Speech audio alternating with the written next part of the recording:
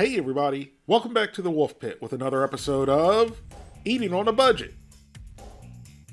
In this series, I show you how to make meals when you're on a budget, but not on a normal budget, but an extreme budget.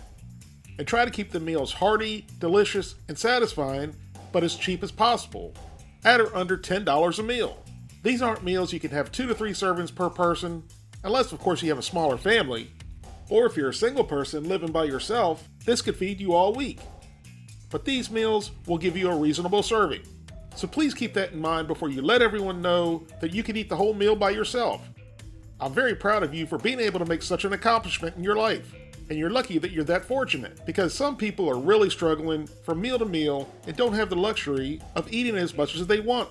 The meal I'm making today is savory, satisfying, and delicious, but best of all, the whole meal only costs $6.46 or 81 cents a serving.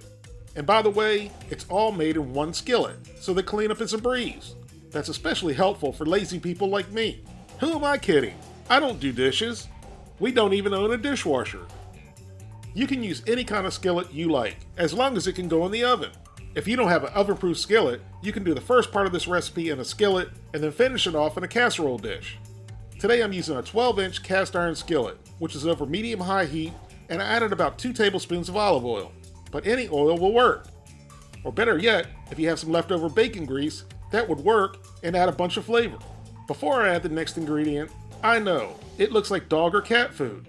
Or to me, it looks like potted meat, which is delicious. But this doesn't look delicious. But ground turkey is very inexpensive at $1.66 a pound, so it's a no-brainer budget ingredient. But bear with me as the turkey cooks down, because things get really bad for a minute. But the turkey makes a strong finish. I know there's a lot of people that don't like ground turkey, but this is all about eating on a budget. If you can afford it, you can use diced up turkey, or diced up chicken, or ground chicken. Even ground pork would work. Now as we start to break it up, it looks even more like dog food, cat food, or potted meat. But the worst is still yet to come. And by the way, this is 2 1-pound chubs of ground turkey.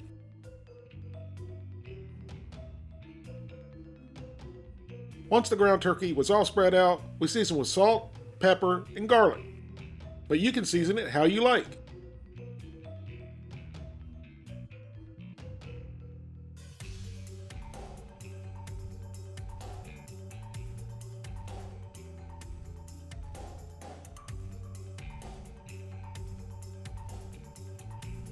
Now if you'll notice, this is where it starts to get bad. The turkey started producing more water than what was in the French Quarter during Hurricane Katrina. So at this point, the ground turkey was just boiling, it wasn't browning. Now if you prefer boiled turkey, leave the water in, but we drained it.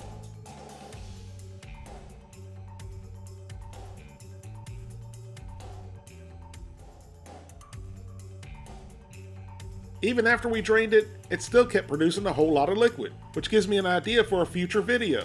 I can buy a variety of ground meats and weigh them before and after cooking and compare the gross and net weights. If that's something you'd like to see, let me know in the comments. I determined this particular brand of ground turkey is impossible to brown. I've used other brands of ground turkey before and had a similar issue, but nothing this bad. It just has way too much moisture, which doesn't necessarily make it a bad product. And with all the moisture leaching out of the turkey, you would think that there's added water in the turkey. But there's actually no water or solution added. It's simply mechanically separated turkey and rosemary extract. So with that said, this was a very well hydrated turkey. And contrary to what some people think, all ground turkey is not healthier for you. Ground turkey breast is the healthy version of ground turkey, but it's also the flavorless version of ground turkey. And this ground turkey is obviously not ground turkey breast. But ground turkey like what I'm using today is ground dark meat, ground turkey fat, and ground turkey skin, which this type of ground turkey is the more flavorful version of ground turkey. Because like you always hear me say, fat equals flavor. Once the ground turkey is cooked through, remove it from the skillet. Now here's where I overthought things and thought adding a frozen bag of peppers and onions was a good idea, which had added absolutely nothing to the dish.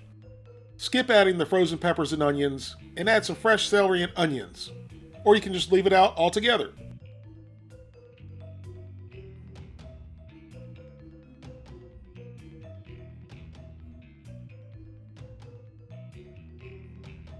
We season the peppers and onions with a little bit of salt and pepper.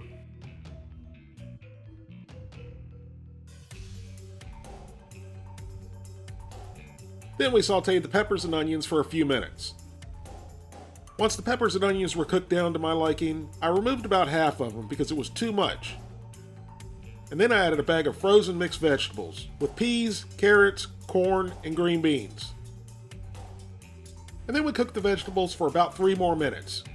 You can cook your vegetables longer if you like more tender vegetables, but before we're done with this dish, they're going to cook more. So try not to overcook your vegetables until they turn to mush, unless of course you like mushy vegetables.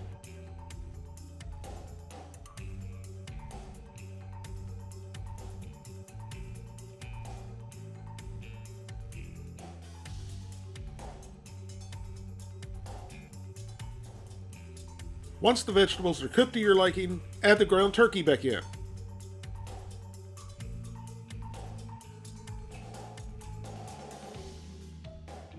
Then give it all a good mix until everything's well combined and heated through.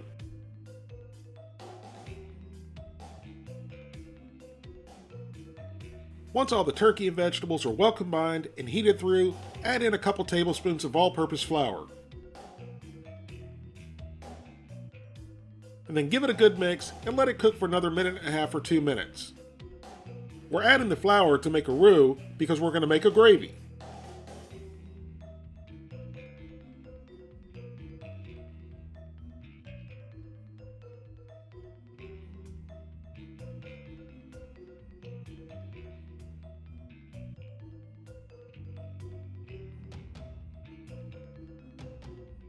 After cooking for a couple minutes, I added a 15-ounce can of chicken broth, along with all the turkey juices I drained out of the pan, which came to a total of 24 ounces of liquid.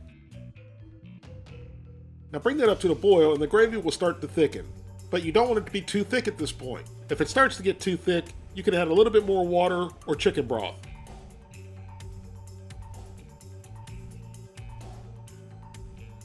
Now we're going to add 2 bags of turkey stuffing mix. The last time I used instant stuffing, it came with a bag of breadcrumbs and a packet of seasoning. This Great Value brand only had the bag of breadcrumbs, which I'm assuming has all the seasoning inside. I'll start spreading the stuffing mix on top. And once all the stuffing mix is added, spread it out into an even layer. And then pack it down with your spatula, and then cover with foil. And I guess if you wanted to, you could simply mix everything together. Now once it's prepared the way you like it, cover it with aluminum foil and place it into a 375-degree oven for 15 to 20 minutes. And then remove the foil from the top and cook another 5 minutes until the top of the stuffing is crispified to the perfect level of crispification.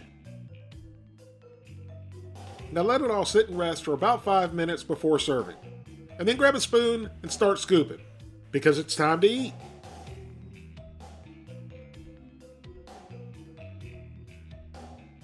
I really wish that you, the people, would have been here to smell this. It wasn't my intention, but the house smells like Thanksgiving. Now I really wish that I could tell you, the people, that this tasted as good as it looked, but I'd be lying if I did. It tasted better than it looks. I thought this meal was going to turn into a total flop because of all the moisture in the turkey, but it was actually just the opposite. The turkey was very moist and was actually very good. The vegetables for me were cooked perfectly. They weren't too soft and they weren't too firm. They were just right. And the flavor from that turkey juice in the beginning that we added back in, I think really made a big difference. Because even though that the gravy we made has been all absorbed into the stuffing now, it really added a rich, savory flavor to the stuffing. And the different textures with the stuffing, the bottom being the moist and the top being crispy, was a nice contrast in texture and flavor. This meal goes to show that you can have a hearty, comforting, delicious meal while on an extreme budget for a total of $6.46 or 81 cents a person. And it also goes to show that being on a budget doesn't mean you have to eat boring and bland foods. You just need a little imagination. This meal would be perfect any day to me, but it would especially make a good Sunday dinner. Thank you all very much for watching. I hope you give this a try, and I'll see you soon.